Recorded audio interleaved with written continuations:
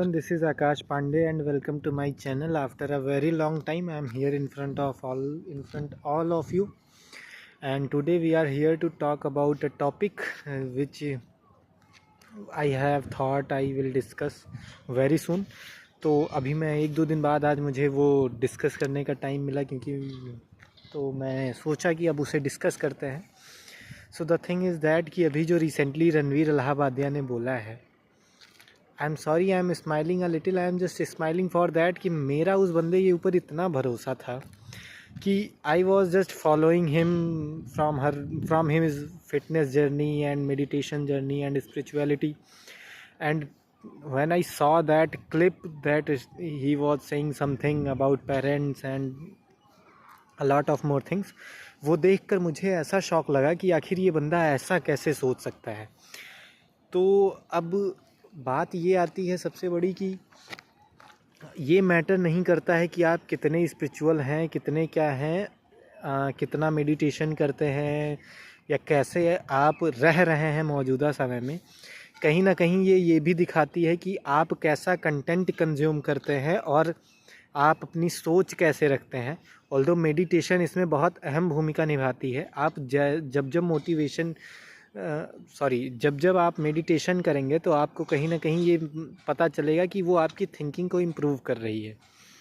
अब सवाल ये उठता है, क्या ये जो मेडिटेशन और स्पिरिचुअलिटी का ज्ञान भाई साहब देते थे, क्या ये सिर्फ यहीं तक था कि हाँ वो सोशल मीडिया पे आके दिखा रहे हैं, बाकी असल ज़िंदगी कुछ और ही है, या फिर कहीं ऐसा है कि जो उनकी अपब्रिंगिंग हुई है कहीं ना कहीं उसमें दिक्कत. I am sorry, I am putting one more question कि उनकी अब अपब्रिंगिंग में कोई दिक्कत हुई है, या फिर कहीं ऐसा है कि वो जो कंटेंट कंज्यूम कर रहे हैं वो बहुत गलत कंटेंट कंज्यूम कर रहे हैं. क्योंकि एज़ वी ऑल नो कि वो किसी एक इंटरव्यू में पूछा गया सवाल था, जो कि एक फ़ॉरेन कंट्री में पूछा गया था. तो अब फ़ॉरेन की चीज़ें तो आप यहाँ नहीं लागू कर सकते हैं. वहाँ तो ये भी नहीं पता है कि मतलब they are living life like, वहाँ पेरेंट्स से भी हर चीज़ के लिए जो है वो पेरेंट्स से मिलने के लिए पेरेंट्स की इजाज़त चाहिए होती है, अपॉइंटमेंट टाइप से सब कुछ उन्हें पूछना पड़ता है कि क्या आप खाली हैं क्या नहीं. हमारे इंडिया में तो कभी ऐसा है ही नहीं.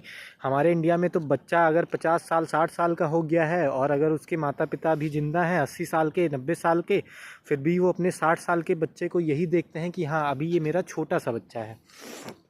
तो ये बहुत सारे सवाल ऐसे इस चीज़ पर उठते हैं. ऑल्दो उन्होंने बहुत गलत बोला. मैं हमेशा से समय रैना के बहुत ज़्यादा ख़िलाफ़ था, क्योंकि वो जिस चीज़ें की लैंग्वेज यूज़ करते थे, जिस तरीके की, वो बिल्कुल भी टॉलरेट नहीं की जा सकती थी. और रही बात, अगर बात करें अपूर्वा वगैरह की, जो रेबल किड के नाम से जानी जाती हैं, मैं तो उन्हें कभी पसंद ही नहीं किया. मैं हमेशा ये चाहता था कि ये अपनी ये सारी चीज़ें बंद कर दें, और फाइनली मे भी अब वो बंद करें. लेकिन उनकी जो है कई बार कुछ चीज़ें आइडेंटिटी लेवल पर जब हिट करती हैं ना, तो इंसान नहीं छोड़ता है उन चीज़ों को. तो मुझे लगता है उनकी आइडेंटिटी ही ये बन गई है कि हाँ वो रिबेलियस दिखा के और वो काम करेंगी जिन कामों के लिए ना ही किसी शस्त्र ना ही किसी शास्त्र में उसका कहीं उल्लेख है, ना ही उसका कोई समर्थन किया गया है. सो मेरा यही विचार था. और एक है हमारे महीप जी, जो बहुत ज़्यादा वायरल हुए हैं सिर्फ इसलिए कि मम्मी कैसी हैं. तो मुझे लगता है कि उनके ऊपर भी कहीं ना कहीं कुछ एक्शन लिया जाना चाहिए रिगार्डिंग दिस, कि आपको ऐसी चीज़ें नहीं यूज़ करनी चाहिए जिससे कि जो कि इनअप्रोप्रिएट है.